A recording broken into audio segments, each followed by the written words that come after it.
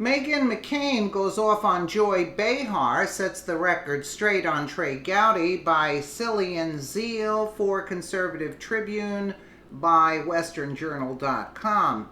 The Peter Strzok hearing was one of the most genuinely weird moments on Capitol Hill in quite some time, and the weirdness generated plenty of discussion.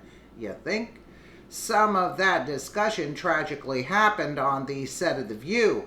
In Friday's edition of the show, there was the usual oral assault as a group of liberals essentially ganged up on the show's token conservative Meghan Mccain.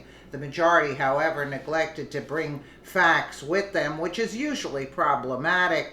Case in point, co-host Joy Behar, arguably the most liberal. I would say that's a toss between her and Whoopi, I'm not sure. And annoying of the group. No, I think they're all annoying. Didn't know that Representative Trey Gowdy was leaving Congress, referring to Gowdy as a contentious back and forth with Strzok. But this is not the main issue on my part on this. They're afraid of losing their seats because they have to agree with Trump. Trey Gowdy is stepping down. He is not going to be in office anymore, McCain pointed out. I wish he would step down, Behar shot back. He is. You got your wish, McCain responded. Good, Behar said. To applause. Oh, please, with the clapping. He's one of the good ones, McCain responded. No, he's not, Behar snapped back. But here, look, you'll in the beginning, you'll watch Joy Behar when she speaks about Peter Strzok's testimony and the text messages will stop Donald Trump.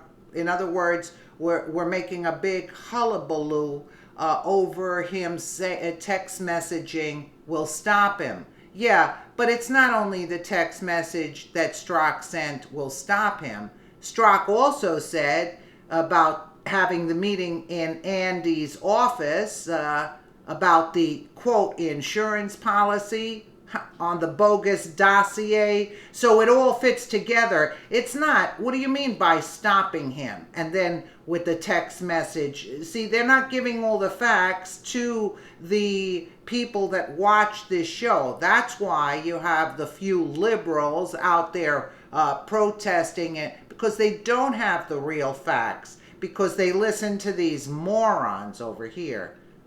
FBI agent Peter Strzok was grilled on Capitol Hill over a text exchange with a colleague he was having an affair with during the 2016 presidential campaign. The woman texted about Trump. She asked the question, he's not ever going to be president, is he? And Strzok, the FBI agent, responded, no, he's not, we'll stop it. Okay, so that has caused a hullabaloo with the Republican Congress. They're going bananas. And yesterday they had a hearing. Here's his explanation.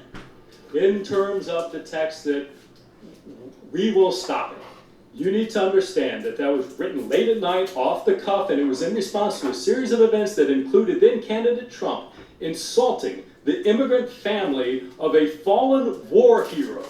And my presumption, based on that horrible, disgusting behavior, that the American population would not elect somebody demonstrating that behavior to be president of the United States.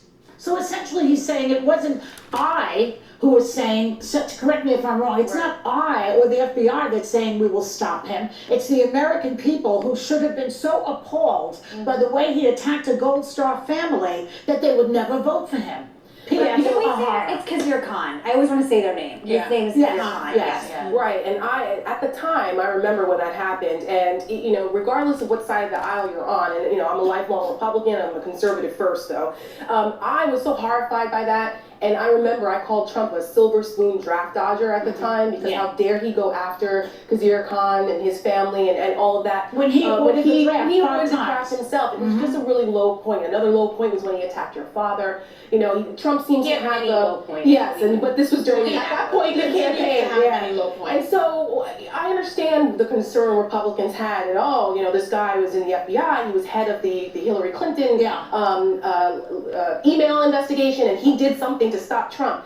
But this was a personal conversation. He's only one of many guys. If you saw other clips, it'll show where he talks about there's multiple layers in an investigation of that level. He couldn't stop anything by himself. And if he wanted to stop Donald Trump, he could have simply leaked to the press that Trump was under investigation with the Russian backend. That's right. And he did not do that. So if he wanted to stop him, he could have done that. The investigation. That wasn't his only text. He said, just went to Southern Virginia Walmart. I could smell the Trump support. There were a lot of very anti-conservative, incendiary things said between the texts. I will say, Congressman Steve Cohen wanted to give him a, quote, Purple Heart. If I could give you a Purple Heart, I would. You deserve one. Yesterday, I went home and I watched a ton of the hearings, and I thought it was kabuki theater on both sides.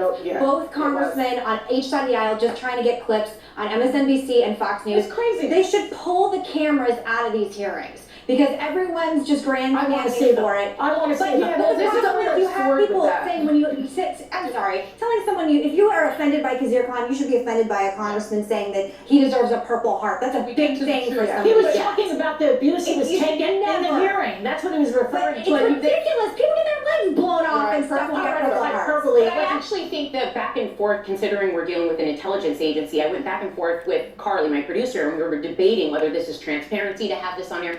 I feel like when we come to intelligence agencies, we should be handling these with care. They should be separate from the normal. We don't talk about anything classified. Well, the problem is they had asked him and then decided they were going to charge him with contempt. You can't put Which was unfair. It's unfair, and you just can't do that out in the open like this, because the whole point is we want to protect intelligence, we want to protect national security. These should be handled on the side. Which they have. Because I worked, just really quick, just to clarify that point, I worked on Capitol Hill for many years, and I've sat through many hearings of all kinds, and I've never seen anything like that. There was a kangaroo court. I'm very ashamed. Yes, they do closed door hearings for sensitive information. Because the problem was it's an oversight function, and because of transparency, so the American people can see what's going on. We want to see what's going on. But Alan Dershowitz brought up that rather than a Mueller investigation, there should be a commission like 911 where it's separate, bipartisan, and not playing out politically. This didn't accomplish anything. When you see it, it actually was a mirror of the uncivil nature of what we're doing in politics these days. Well, a lot of these Republican congressmen were basically... There were Democrats doing it on the other side. But the Republican congressmen were basically saying to their base, see, I'm with Democrats Trump, as well. and they're afraid of losing their seats because they have to agree with Trump and protect Trump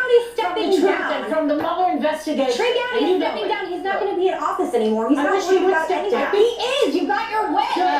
Oh, please with the clapping. He's one of the good ones. I think no, he's not. Yes, he is. He's not. This is the problem. Do you want Trump people or do you want non-Trump people? Where is the bell? Okay, we'll be right back. What do you take from all of this? That they're all deranged? How about that?